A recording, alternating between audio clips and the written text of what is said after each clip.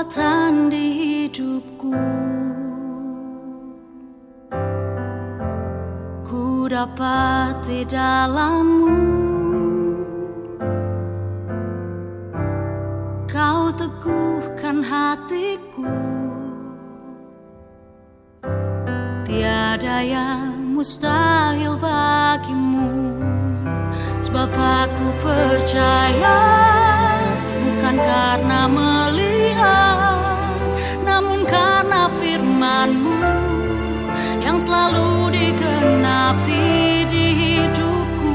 Ku percaya, bukan karena melihat, namun karena firman-Mu tiada pernah berubah.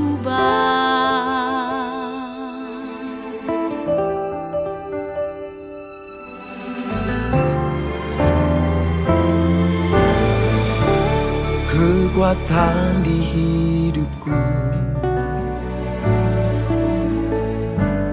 ku dapat di dalam-Mu. Kau teguhkan hatiku. Tiada yang mustahil bagimu. Sebab aku percaya, bukan karena melihat, namun karena firman-Mu yang selalu digenapi di hidupku. Ku percaya, bukan karena melihat, namun karena firman-Mu tiada pernah berubah. Sebab aku percaya, bukan karena melihat, namun karena firman-Mu yang selalu digenapi di hidupku. Ku percaya, bukan karena melihat, namun karena firman-Mu tiada pernah berubah.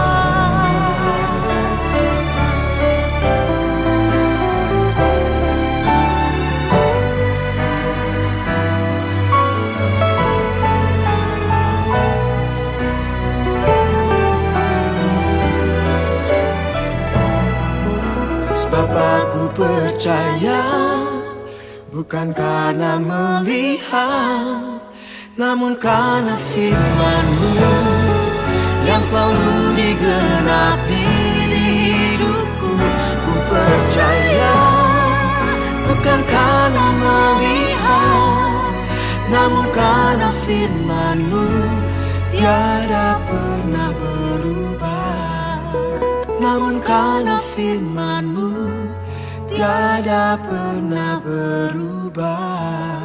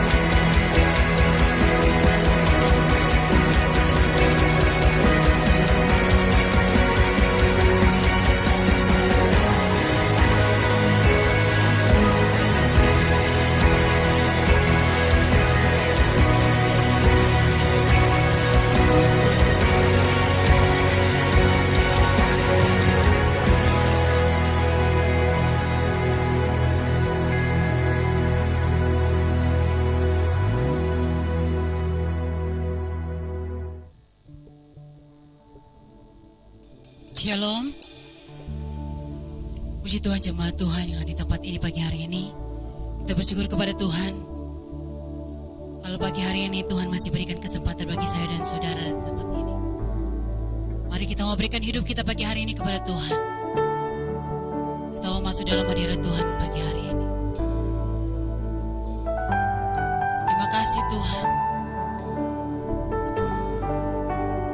Terima kasih Allah Roh Kudus. Kami bersyukur untuk kasih setia-Mu yang Kau berikan, Kau nyatakan dalam kehidupan kami, pribadi lepas pribadi pagi hari ini Tuhan. Inilah setiap hati kami yang mau datang dalam hadirat-Mu Tuhan pagi hari ini. Haleluya.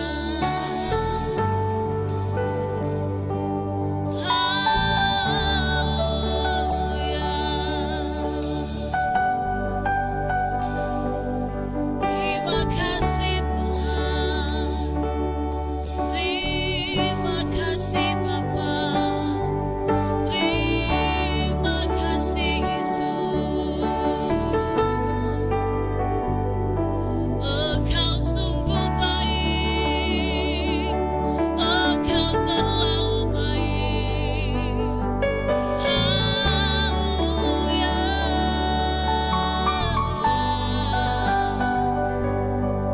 Terima kasih Tuhan.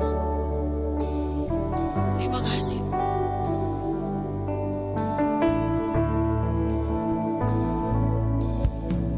Saat ku masuk ke hadirat-Mu, ku tersungkur dan sembah-Mu.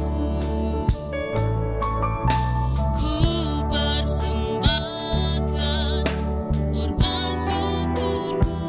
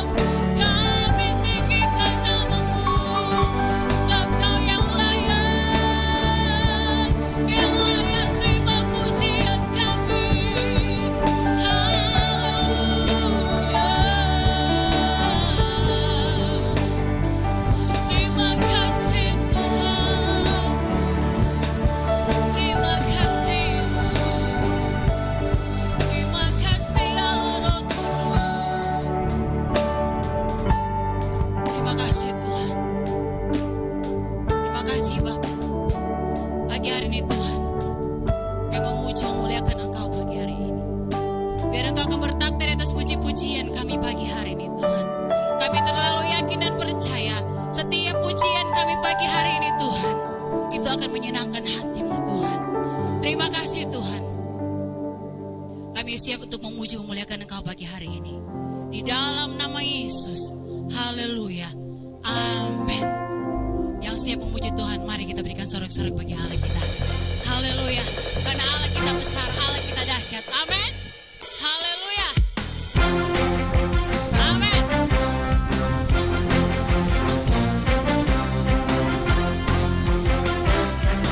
Allah kita besarnya sungguh amat besar. Dia memiliki kuasa besar yang besar. Segala sesuatu tercipta, tiada mustahil bagi Dia.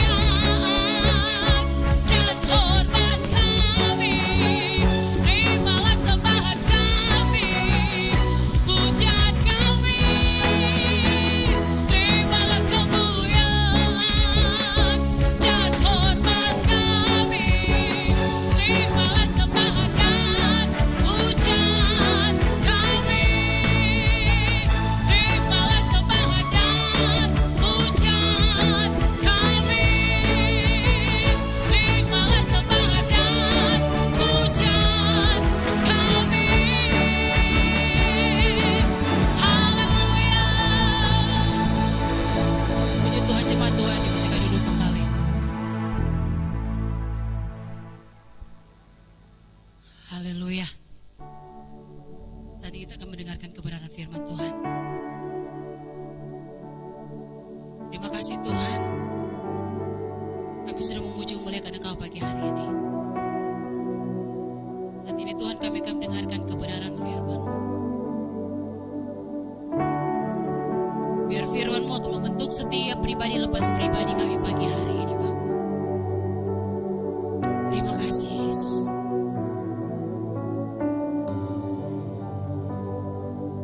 Ku yakin saat Kau berfirman, ku menang saat Kau bertindak. Hidupku hanya di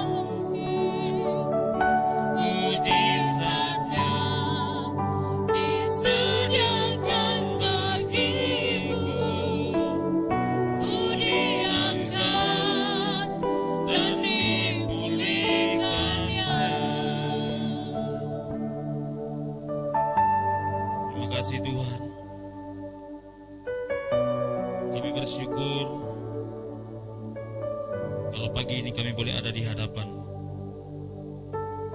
Terima kasih Tuhan untuk kehadiran Tuhan di tengah-tengah kami, yang kami percayai mampu memberikan kami kekuatan baru, yang kami yakini sanggup membawa keselamatan bagi kami. Terlebih Tuhan yang kami percayai, yang sanggup menolong kami, memberikan jalan keluar bagi setiap kami. Terima kasih Tuhan untuk pagi ini.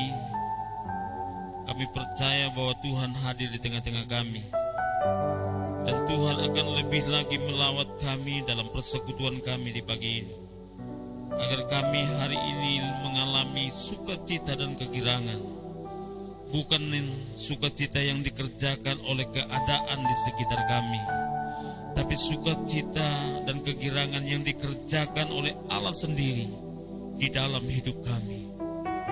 Makasih Tuhan, ajar kami untuk selalu percaya bahwa di dalam Engkau ada kehidupan yang kekal, kehidupan yang berkemenangan.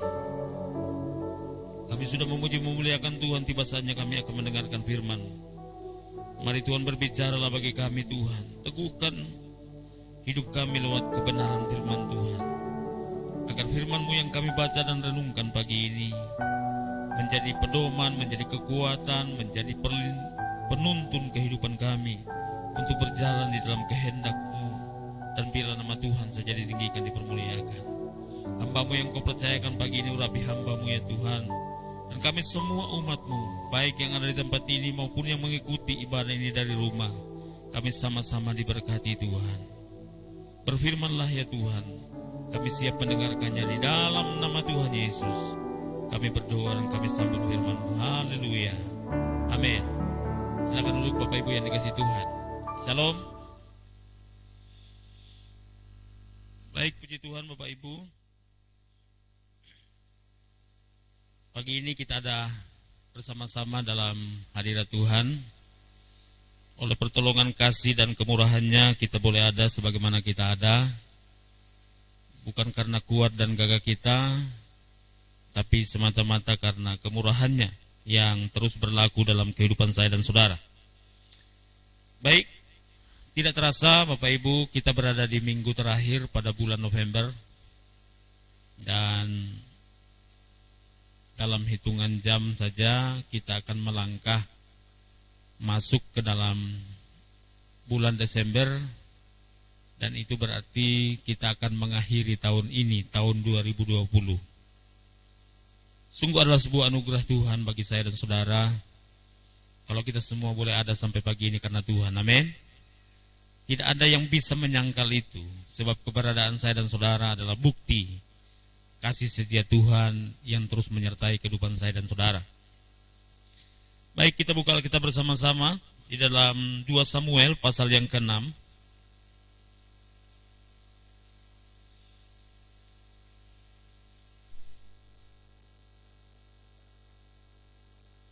2 Samuel pasal yang ke-6, kita akan baca ayat yang pertama sampai ayatnya yang ke-12.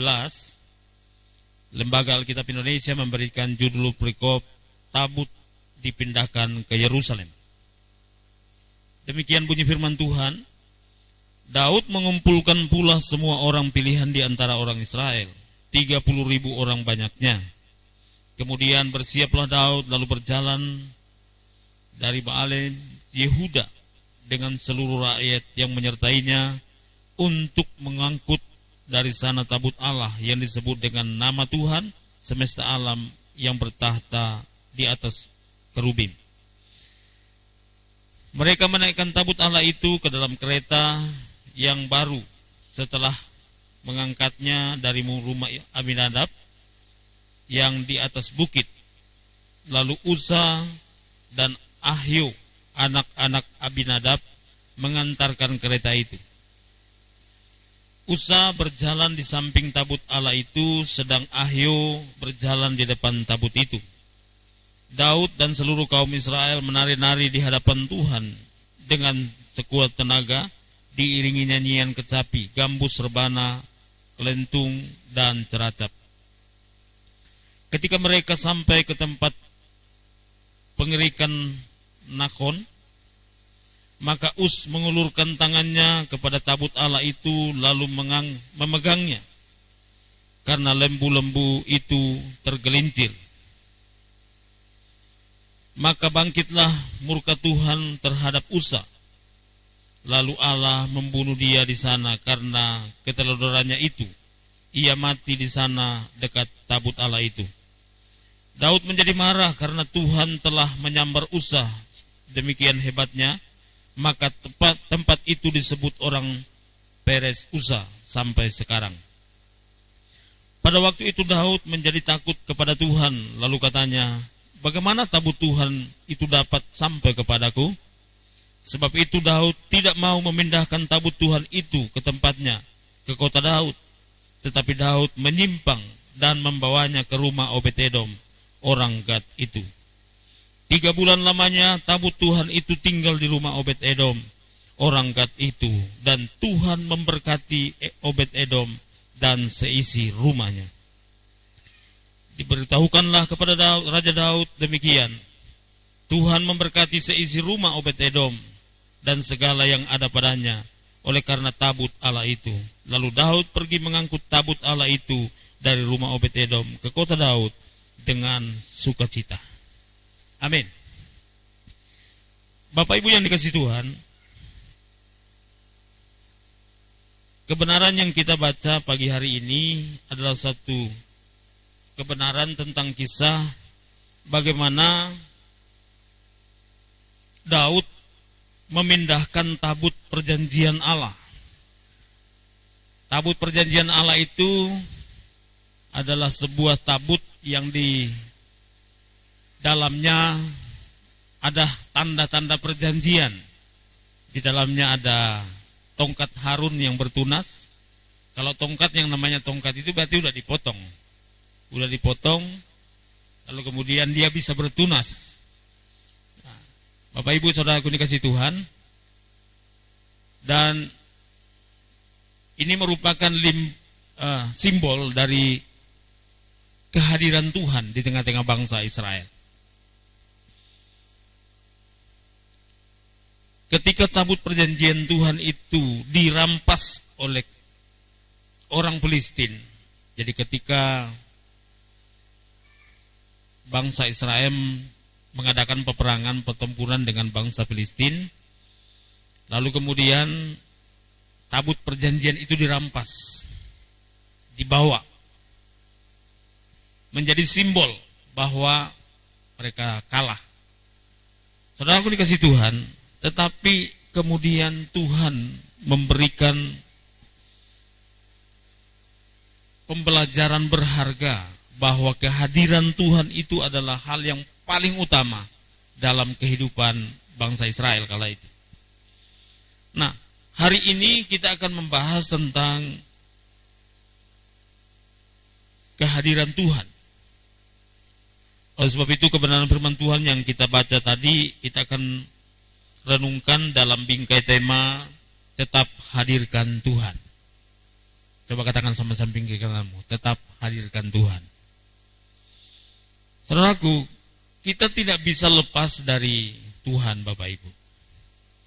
Sebab itu kita harus tetap menghadirkan Tuhan dalam kehidupan saya dan saudara, supaya kita mengalami hal-hal yang luar biasa dalam hidup kita.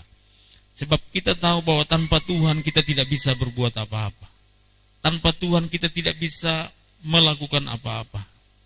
Sebab itu kita harus selalu menghadirkan Tuhan dalam kehidupan kita. Nah, Bapak Ibu yang dikasihi Tuhan, ketika Raja Daud sudah berkuasa dan diberikan kewenangan untuk memimpin bangsa Israel, lalu kemudian bangsa Israel sudah merasa aman, damai, sejahtera, bahwa Daud melihat ini semua sia-sia tanpa kehadiran Tuhan. Sebab itulah Daud berniat untuk memindahkan yang tadinya di rumah Aminadab, tabut perjanjian itu. Daud berikhtiar, Daud berencana, Daud mencoba untuk memindahkan tabut perjanjian itu ke Yerusalem. Suatu niat yang baik, suatu rencana yang mulia. Nah, saudaraku ini kasih Tuhan. Tapi dalam peristiwa ini kita menangkap satu kebenaran bahwa menghadirkan Tuhan itu bukan berdasarkan pikiranmu, bukan berdasarkan keinginanmu, tapi berdasarkan hubungan dengan Tuhan. Ketika tabut perjanjian itu diangkat untuk dibawa ke Yerusalem, Alkitab mencatat bahwa tabut perjanjian itu ditaruh di atas kereta yang baru. Kenapa kereta yang baru? Karena tabut perjanjian itu dianggap suci, dianggap sakral, karena merupakan representasi dari kehadiran Tuhan. Representasi dari kehadiran Tuhan untuk bangsa Israel. Nah, Bapak Ibu yang dikasihi Tuhan, dalam perjalanannya tadi kita sudah baca bahwa lembu-lembu yang membawa kereta itu, karena kan gerobak kereta ditarik oleh lembu. Belum ada mobil kala itu, jadi pakai lembu menarik gerobak, itu yang disebut kereta. Nah, ketika lembu itu berjalan menarik kereta itu, lalu kemudian lembu itu tergelincir, hampir jatuh. Ya, saya tidak tahu letak geografisnya seperti apa, tapi Alkitab berkata begitu tadi yang kita baca. Dan itu sebabnya kereta itu miring, dan secara spontan Usa memegang tabut perjanjian itu. Tabut perjanjian itu. Usa dengan tidak sengaja memegang tabut perjanjian itu. Dan terjadilah peristiwa yang sangat mengejutkan. Tiba-tiba Usa mati tersambar oleh kekudusan Tuhan. Coba perhatikan, niatnya baik loh. Usa itu niatnya baik untuk menahan supaya tabut perjanjian itu jangan jatuh. Tapi kekudusan Tuhan menyambar Usa sehingga Usa pun seketika menghembuskan napas terakhir. Karena peristiwa itu kemudian Daud berpikir begini, aja bahaya juga ini tabut perjanjian ini. Ini Usa contoh dia sedikit saja kok Usa mati itu, apalagi kalau beta taruh di rumah, beta mati sudah. Nah, dalam pikiran Daud begitu. Lalu kemudian dengan keputusannya, karena dia seorang raja, lalu kemudian mengalihkan rencana itu dan membawanya ke rumah Obed-Edom. Jadi tabut perjanjian tadi tidak dibawa ke Yerusalem, tapi kemudian dititipkan di rumah Obed-Edom. Tanpa permisi, tanpa basa-basi, Daud mengambil keputusan untuk menitipkan tabut perjanjian itu di rumah Obed-Edom.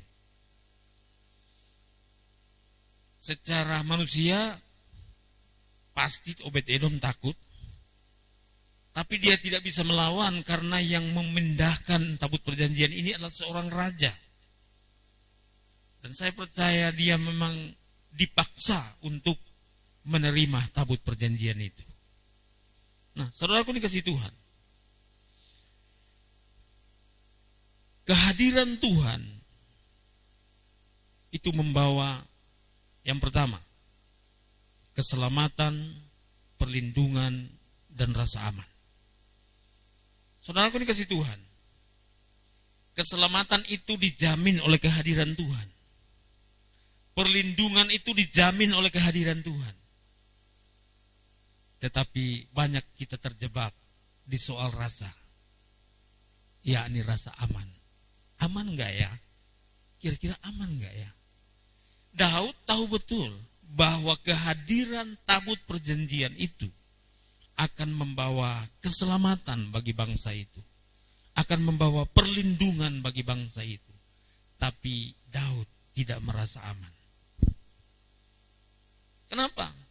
Dia merasa terancam hidupnya dengan melihat peristiwa bagaimana Usa tadi tersambar oleh kekudusan Tuhan. sebabnya mari kita menghampiri Tuhan dengan kekudusan. Kalau kita menghampiri Tuhan dalam keadaan tidak kudus, hati-hati, jangan sampai kita tersambar oleh kekudusan Tuhan. Dan kita akan mengalami peristiwa yang naas sama seperti yang dialami oleh Usa kala itu. Nah, coba kita lihat Daniel pasal 6 ayatnya yang ke-7. Dikatakan begini. Daniel, kitab Daniel pasal 6 ayatnya yang ke-7. Dikatakan begini. Semua pejabat tinggi kerajaan ini, semua penguasa dan wakil raja, para menteri dan bupati telah mufakat supaya dikeluarkan kiranya suatu penetapan raja dan ditetapkan suatu larangan agar barang siapa yang dalam 30 hari menyampaikan permohonan kepada Allah, kepada salah satu dewa atau manusia kecuali kepada tuanku ya raja, maka ia akan dilemparkan dalam gua singa. Saudaraku dikasih Tuhan, mari kita lihat ini. Daniel itu seorang yang taat kepada Tuhan. Daniel itu seorang yang setia di dalam beribadah kepada Tuhan. Daniel itu orang yang selalu menghadirkan Tuhan dalam hidupnya. Alkitab mencatat bahwa 3 kali sehari dia menghadap ke Yerusalem berdoa kepada Allah. Artinya dia selalu menghadirkan Tuhan dalam hidupnya. Lalu kemudian ada permufakatan di luar istana karena mengetahui kebiasaan Daniel yang selalu menghadirkan Tuhan di dalam hidupnya. Dan itu menimbulkan kecemburuan bagi punggawa-punggawa kerajaan yang berada di dalam pemerintahan Raja Nebukadnezar kala itu. Nah, saudaraku dikasih Tuhan, ketika peristiwa itu terjadi, lalu kemudian permufakatan itu mengeluarkan satu perintah. Yang namanya permufakatan kita nggak bisa larang ya. Jadi kalau orang bermufakat untuk menghabisi saya nggak bisa larang dong. Ya. Jadi orang di luar sana katakanlah dia bermufakat untuk mencelakai saya. Ya saya nggak bisa larang dong. Sebab itu terjadi dalam kekuasaan mereka. Sama seperti ini, para punggawa kerajaan yang iri terhadap Daniel. Karena Daniel itu selalu menghadirkan Tuhan dalam hidupnya. Sehingga hidupnya selalu berkemenangan. Hidupnya selalu diberkati. Maka timbullah kecemburuan di tengah-tengah para punggawa kerajaan kala itu. Dan Daniel kemudian disidang karena dia melanggar aturan itu. Sebab 3 kali sehari dia menghadap Tuhan. Artinya dia membangun mezbah Tuhan. Dia membangun hubungan yang intim dengan Tuhan. Dia menghadirkan Tuhan. Dia memindahkan tabut Tuhan. Bukan di tempat yang lain, tapi di dalam kehidupannya. Saudara dikasih Tuhan. Saya menggarisbawahi tadi bahwa Obed Edom itu sebenarnya dipaksa untuk menerima tabut perjanjian. Dipaksa, karena dia nggak punya pilihan lain. Karena yang membawa ini raja, tidak mungkin dia menolak, tidak mungkin dia melawan. Padahal saya percaya bahwa secara manusiawi dia juga ketakutan. Jangankan dia, raja aja takut, apalagi dia. Nah, saudaraku dikasih Tuhan. Dalam kehidupan saya dan saudara, kadang-kadang kita itu dipaksa untuk mencari Tuhan. Kadang-kadang kita itu dipaksa untuk berdoa kepada Allah. Kadang-kadang kita itu dipaksa untuk menyembah kepada Tuhan. Dalam kondisi-kondisi kehidupan saya dan saudara, seringkali kita dipaksa. Bahkan yang paling banyak memaksa kita itu pendeta. Karena kalau kita tidak hadir dalam ibadah, ditelepon ditanya, kenapa tidak datang ibadah? Tapi dengarkan baik. Tujuannya supaya kita menghadirkan Tuhan dalam hidup kita. Dan ketika Obed Edom menerima tabut perjanjian itu, entah dia terpaksa, entah dia dipaksa, karena bukan permintaannya dia, tapi ada sesuatu peristiwa yang terjadi, Bapak Ibu. Ada peristiwa yang terjadi. Nah, oleh sebab itu dihubungkan dengan kehidupan Daniel yang selalu menghadirkan Tuhan. Daniel mengalami kemenangan, mengalami perlindungan, mengalami keselamatan. Daniel pasal 6 ayat yang ke-16 berkata begini. Sesudah itu raja memberi perintah, lalu diambillah Daniel dan dilemparkan ke dalam gua singa. Berbicaralah raja kepada Daniel, Allahmu yang kau sembah dengan tekun, dialah kiranya yang akan melepaskan engkau. Allahmu yang engkau sembah dengan tekun, dialah kiranya yang akan menyelamatkan engkau. Dialah kiranya yang akan melepaskan engkau. Dan terbukti Bapak Ibu, ketika Daniel dilemparkan ke dalam gua singa, Tuhan memerintahkan malaikatnya untuk mengatup mulut singa. Sehingga aroma Daniel yang muncul itu bukan aroma daging yang segar. Tidak ada gairah, tidak ada nafsu seekor singa yang buas melihat kehadiran Daniel. Kenapa? Karena ada kuasa Tuhan, ada keselamatan dari Tuhan, ada perlindungan dari Tuhan yang nyata. Nah, saudaraku dikasih Tuhan. Yang kedua, kehadiran Tuhan itu membawa berkat jasmani dan rohani serta rasa cukup. Saudaraku dikasih Tuhan, kita ini udah diberkati dengan berkat jasmani, sudah. Kita juga udah diberkati dengan berkat rohani, sudah. Dengan kesehatan, keselamatan, jaminan hidup kekal, sudah. Tetapi yang tidak ada pada kita itu rasa cukup. Kita udah diberkati berkat jasmani, berlimpah-limpah, tidak kekurangan, makan bahkan lebih dari 3 kali sehari. Kita udah diberkati, diberikan fasilitas oleh Tuhan yang begitu luar biasa, rumah mewah, kendaraan mewah, fasilitas keluarga yang bahagia, semua lengkap. Kita udah diberkati dengan berkat jasmani. Dan kita juga sudah diberkati dengan berkat rohani. Kebahagiaan, jaminan, keselamatan, masuk surga sudah diberikan. Tapi apa yang tidak ada pada kita? Yang tidak ada pada kita adalah rasa cukup. Merasa kurang terus. Nah, ini yang harus kita perlu menghadirkan Tuhan supaya ada rasa cukup dalam diri kita. Saudaraku,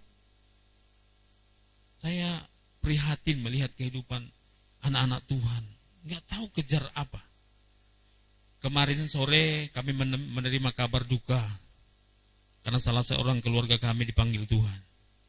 Itu adik kandungnya ibu gembala. Dipanggil Tuhan kemarin. Saudaraku dikasih Tuhan.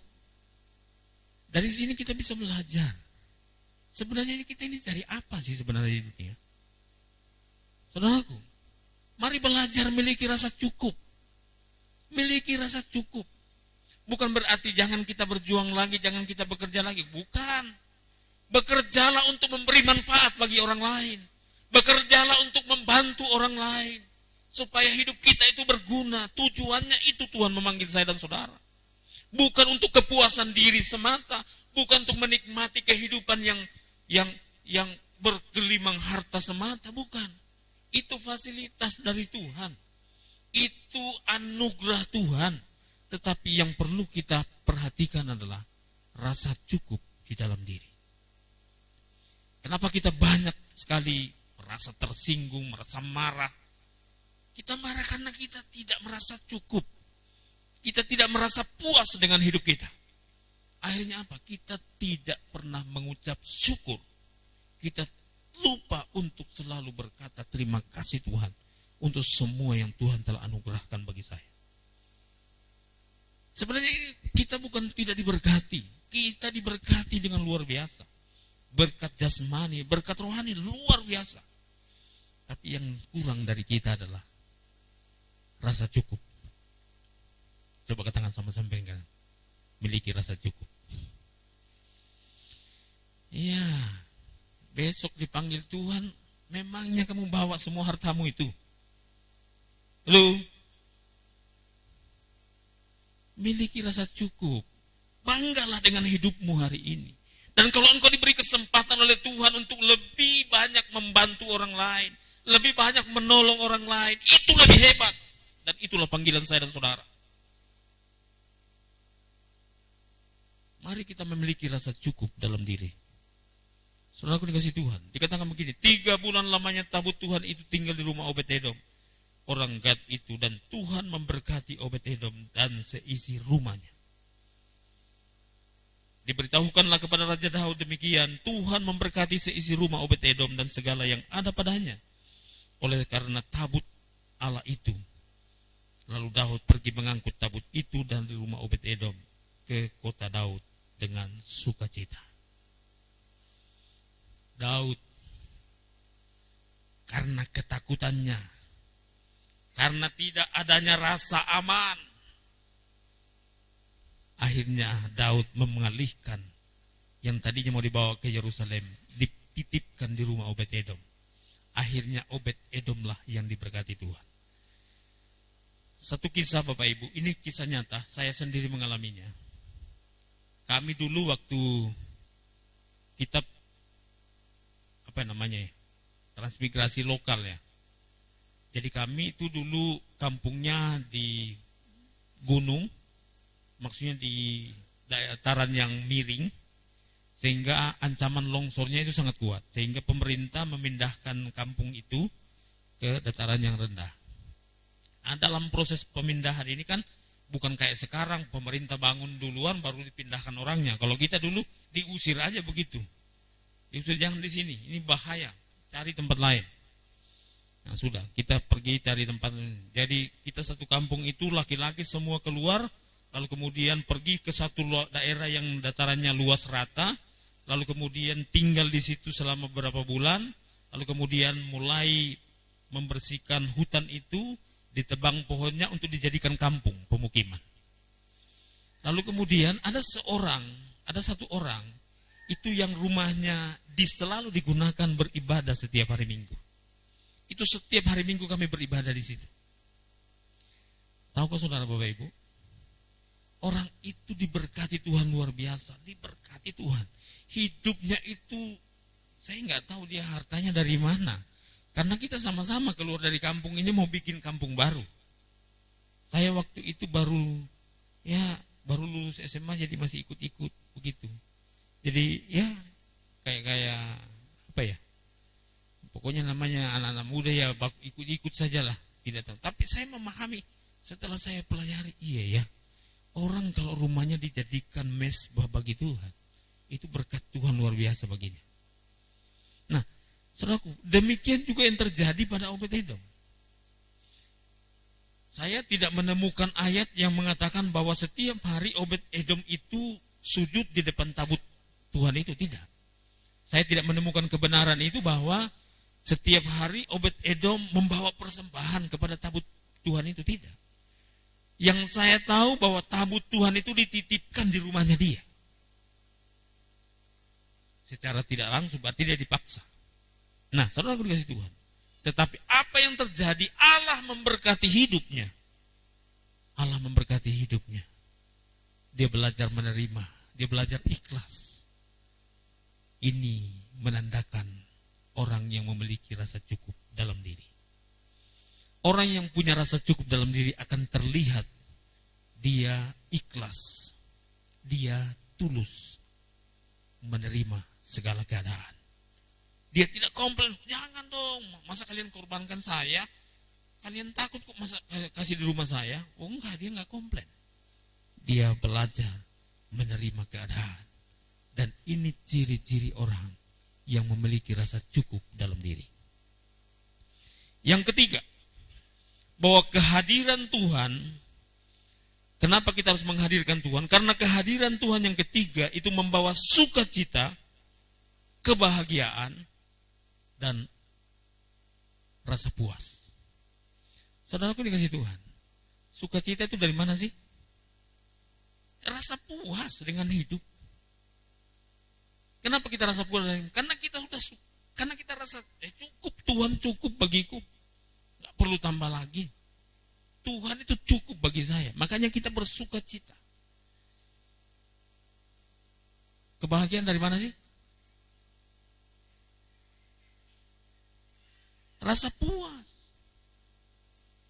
Dulu waktu masih remaja, kita selalu bilang, saya mau membangun rumah tangga supaya saya bahagia. Membangun rumah tangga itu bukan untuk bahagia. Membangun rumah tangga itu cari masalah. Kenapa saya bilang cari masalah? Kita masih bujang sendiri aja, masih jomblo aja udah masalahnya banyak. Ditambah lagi yang jomblo gabung dengan kita 2 jomblo menjadi 1 keluarga, masalah jadi 2. Ya, jangan kira bahwa menikah, membangun rumah tangga itu akan membawa kebahagiaan. Enggak. Kebahagiaan itu datang dari rasa puas dengan hidup ini. Saya mau menikah dengan perempuan yang cantik supaya saya bahagia. Itu stres. Kalau cantik baru tidak takut Tuhan. Bajalan, halo, gunain kita dong. Kita lagi stres, kurang ajar ini. Saya tunggu dia 1 kali. Stres kita punya istri cantik. Tapi kalau kita punya rasa puas dalam diri, saya menikah bukan untuk bahagia. Saya menikah untuk memenuhi kehendak Allah dalam hidup saya. Saya nggak akan menuntut istri saya harus begini, harus begitu, harus begini, harus begitu. Enggak. Karena saya puas dengan diri saya. Dan saya puas dengan pilihan saya. Miliki rasa puas. Miliki rasa aman. Dan miliki rasa cukup. Saudara dikasih Tuhan. Mengikut Tuhan ini sebenarnya kalau kita ngerti, kita ini sudah nggak perlu lagi repot-repot, Bapak Ibu. Keselamatan Tuhan jamin, perlindungan Tuhan jamin. Yang kita perlukan cuma satu, rasa aman. Supaya kita terus menyembah Tuhan, terus menghadirkan Tuhan dalam hidup kita. Kadang-kadang rasa aman kita mengganggu kita. Saudaraku nih, ada orang yang kemudian karena terlalu tidak punya rasa aman, jadi akhirnya takut. Bahkan untuk berkomitmen dengan Tuhan pun takut. Halo, dengar baik. Mari belajar untuk memiliki 3 hal ini.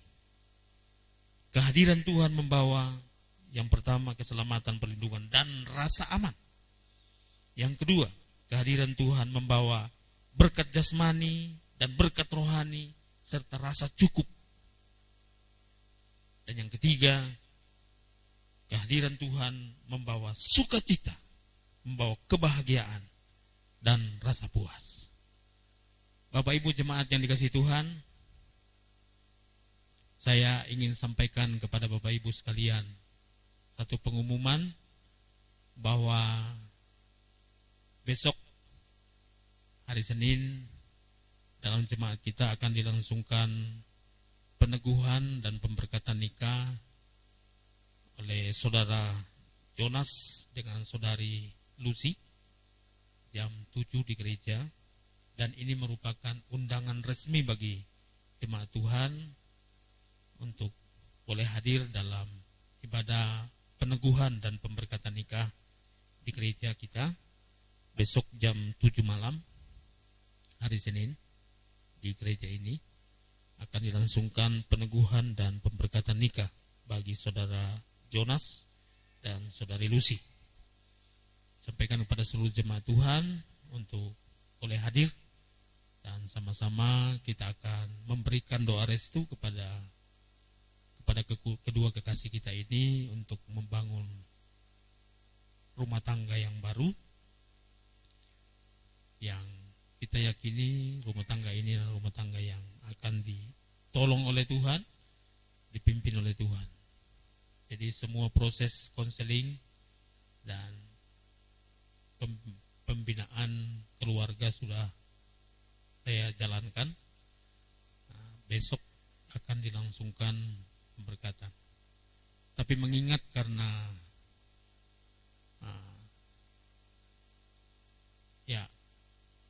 keluarga ini kedua pasangan ini dua-dua tidak punya keluarga di sini, jadi itu sebabnya undangannya itu secara lisan lewat mimbar ini disampaikan kepada seluruh jemaat Tuhan untuk berkenan besok hadir dalam ibadah pemberkatan nikah, peneguhan dan pemberkatan nikah jam 7 malam di gereja.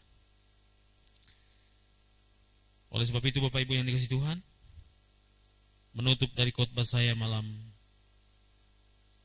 ketika kita mau tidur, hadirkan Tuhan. Saat kita bangun, hadirkan Tuhan. Saat kita memulai bekerja, hadirkan Tuhan. Saat kita mau buat apa saja, hadirkan Tuhan dalam hidupmu. Sebab kehadiran Tuhan akan membawa yang pertama tadi, rasa aman. Gak usah tanya lagi keselamatan, perlindungan itu gak usah tanya, Tuhan sudah kasih itu. Tapi yang belum kita punya ini rasa aman saja. Kita masih rasa takut, masih khawatir. Nah itu yang Tuhan mau. Jadi kehadiran Tuhan membawa rasa aman. Yang kedua membawa rasa cukup. Berkat jasmani sudah cukup, berkat rohani sudah cukup. Tapi kitanya yang tidak merasa cukup. Nah ini yang perlu. Dan yang ketiga, yang terakhir adalah bahwa kehadiran Tuhan itu membawa rasa puas. Sukacita dan kebahagiaan itu sudah diberikan Tuhan bagi saya dan saudara. Cuma kita ini tidak merasa puas dengan hidup kita. Ada orang mau tambah mancung hidungnya karena dia tidak puas dengan hidungnya itu. Ada orang mau kasih kasih buka mata sedikit barang terlalu sipit karena dia tidak puas dengan mata sipit itu. Ada juga orang yang mata belok, dia mau kasih sipit sedikit karena dia tidak puas dengan mata belok itu. Jadi sebenarnya bukan masalah belok dan sipitnya, tapi soal rasa puasnya. Mari kita miliki 3 hal ini.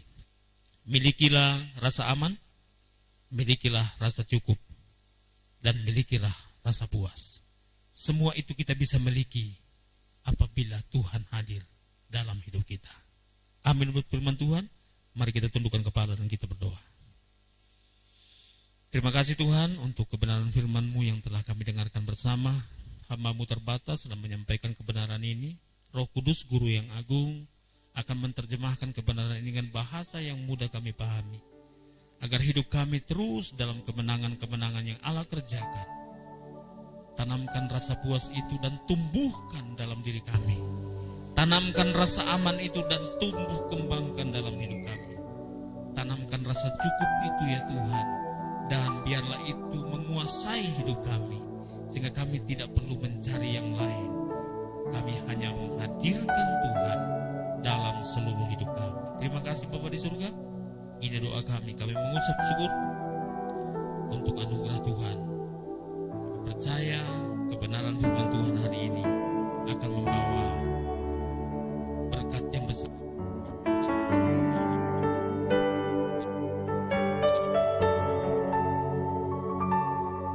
Terima kasih Tuhan. Terpuji-pujilah nama-Mu. Kami mengucap syukur untuk kebenaran firman-Mu hari ini. Dalam nama Tuhan Yesus. Haleluya. Amin.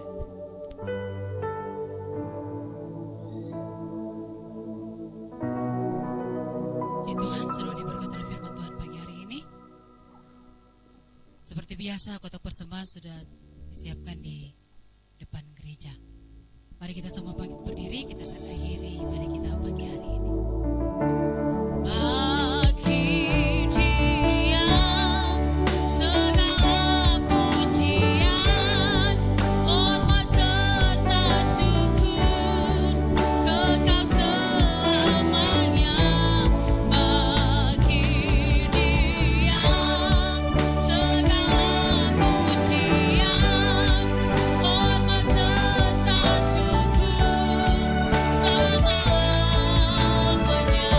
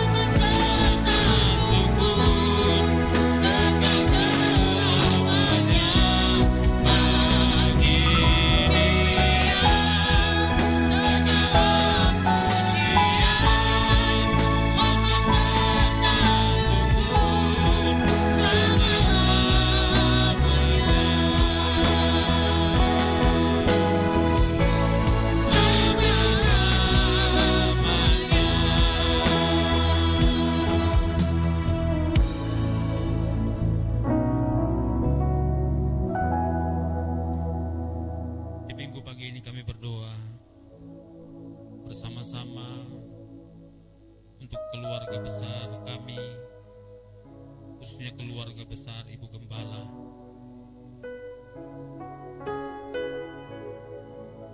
yang hari ini Tuhan ajarkan sebuah peristiwa yang berharga, bahwa hidup kami ini adalah datang dari Tuhan dan akan kembali kepada Tuhan.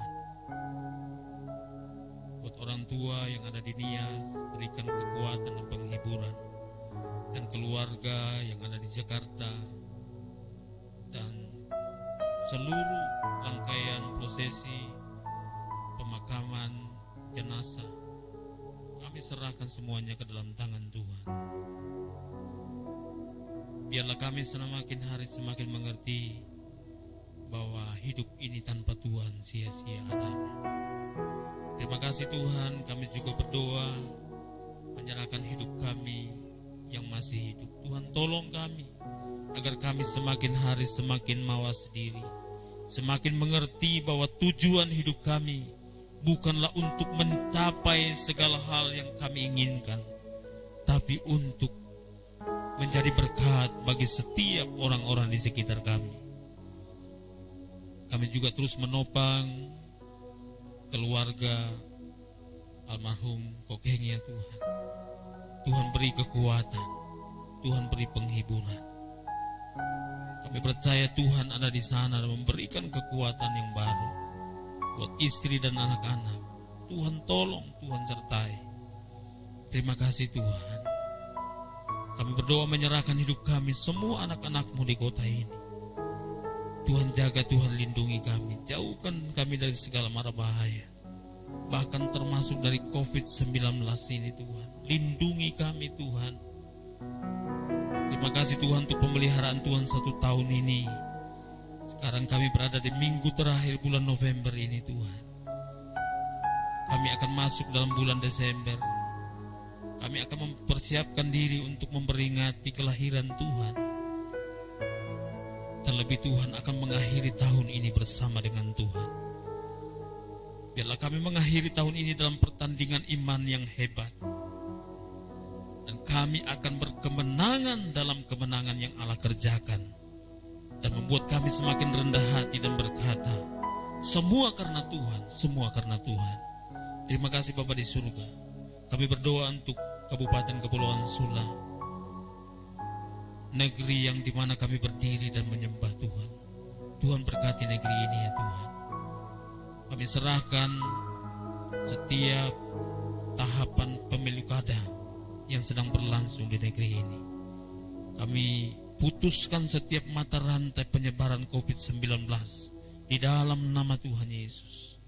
Dan kami berdoa Tuhan, supaya tanggal 9 Desember seluruh masyarakat Kabupaten Kepulauan Sula dengan sukacita boleh memberikan hak suaranya untuk menentukan pilihan Tuhan yang akan memimpin 5 tahun ke depan.